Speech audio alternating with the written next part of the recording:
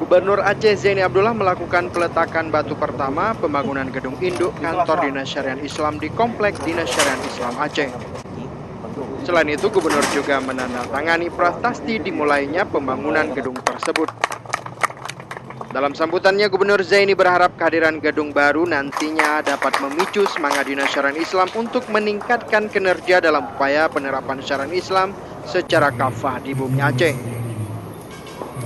Pada kesempatan tersebut, Zaini juga berharap agar Dinas Syariah Islam terus berbenah dengan terus meningkatkan kapasitas seluruh jajarannya agar penguatan dan pelaksanaan syariat Islam akan tetap menjadi prioritas pemerintah Aceh ke depan.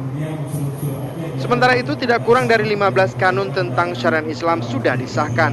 Bahkan beberapa instruksi dan peraturan gubernur terkait dengan penguatan pelaksanaan syariat Islam sudah dikeluarkan.